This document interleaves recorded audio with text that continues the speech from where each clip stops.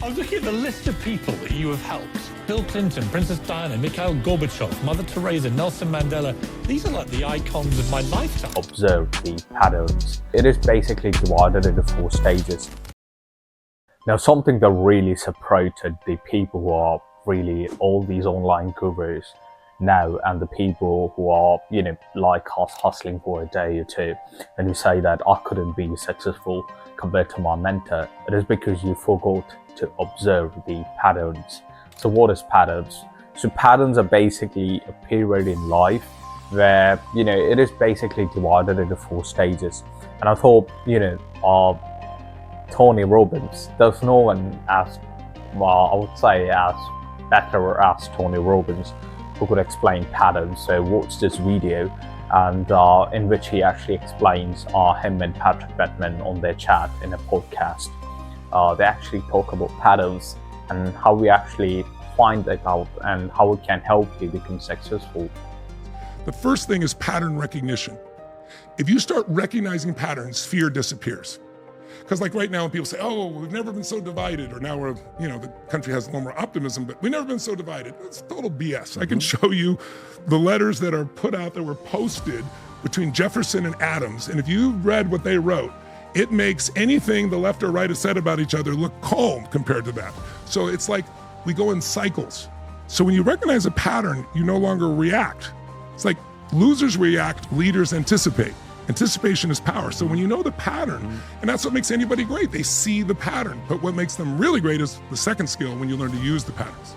So if you and I look at anybody, you see somebody that's great in investing, and I've interviewed more than 50 of the very best in the world. The Ray Dalias, the Carl Icahns, the Warren Buffetts, all the best in private equity. And what you begin to see is there are certain patterns, even though they go about it differently, that are universal. If you sow the same seeds, you reap the same rewards, but they know how to use it. If you see somebody great in music or dance or a movie maker, they know where to move the camera to move your emotion. They bring it in close, when to bring the music up, how to do it. They know it. That makes them masterful. But the third level skill is pattern creation. That's what you've begun to do. That's what I've begun to do. It's like when you learn to play a piano, most people learn someone else's patterns. You learn to see the patterns, recognize them, then you learn to use them. But if you do enough other music, then now you get to come out and you start creating things. So I'm standing on the shoulders of all the people before me, as are you, because I learned so many things from them. But now at this stage of my life, the last 15, 20 years, I've been able to create things because I know what those patterns are. So those skill sets, that's how my kids will do well. Because if you can learn rapidly and recognize patterns, there's nothing you can't do well at.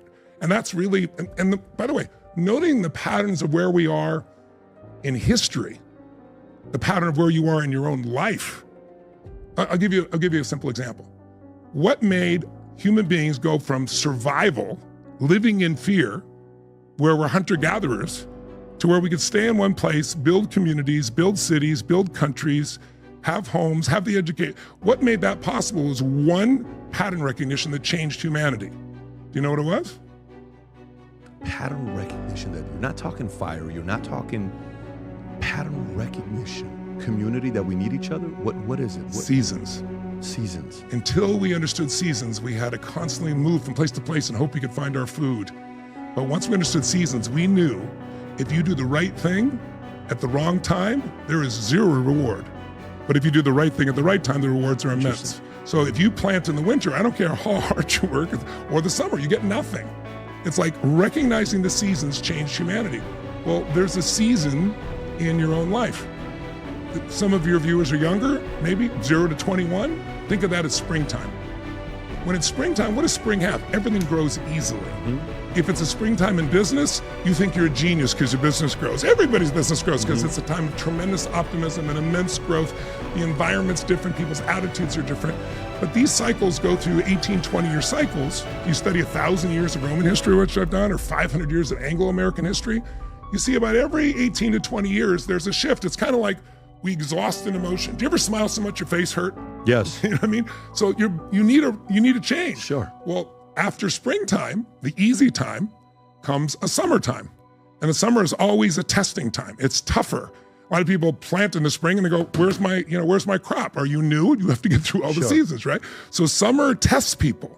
And then you go to another reaping time. You go to the fall where it's easy again, where now things flow. Economies go crazy. People want to give you a mortgage even though you barely have a pulse and not a job. You remember those days, Of course, right? No income, no assets. Yeah. And boom, just give it to anyway. And markets go through the roof. But again, what follows that is winter. And the great thing about life is you never skip from the fall to spring. You always go through winter. Some are short, some are long, some are hard, some are easy. But we go through them. They have a purpose. They weed out the weak. They make us, if we push through it, stronger. They make everything better going forward. So there's a purpose in every season. So 0 to 21, you could call the springtime of most people's lives, where some of us had to go to work at 7, 8 years old to support our family, but still, you were still protected. If there's a war, you're not going to war. Someone's protecting you. Someone's mostly providing for you, usually providing for you. You're being fed information, you're learning. Well, 22 to 42, that's the summertime. That's the testing time. That's when most people come out and go, I know I was taught all this, but I'm going to test what I believe. You know, and you're very optimistic. In fact, you think you're invincible at 22, 23, 24. You go like, I'm going to be president of the United States, I'm going to be a multi-billionaire, and I'm going to have 100 relationships simultaneously, and everyone's going to be happy. And then you're 30 and you're going, I can't even keep one relationship happy, and I'm burnt to the ground. That's right. So you go through the phase. But think of 22 to 42 as being like the soldier of society. In fact, if we go to war, you're the ones going to war, 22 to 42. In business, you're the soldier. You're learning, you're growing, you're grunting it out, you're hustling, right? If you work hard during that time, and you've done well during spring, you come to the fall, which is, you know, you look at 43 to 63, that's your power period, right? That's the period where you had explosive growth in your business, as an example. That's when you became who you are, where your name became known.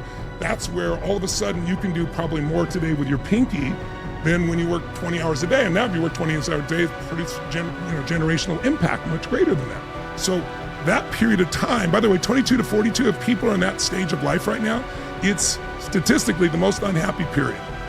Because people are trying, they thought it was going to be easy. It's not so easy, they eventually learn, usually in their early 30s. Yeah.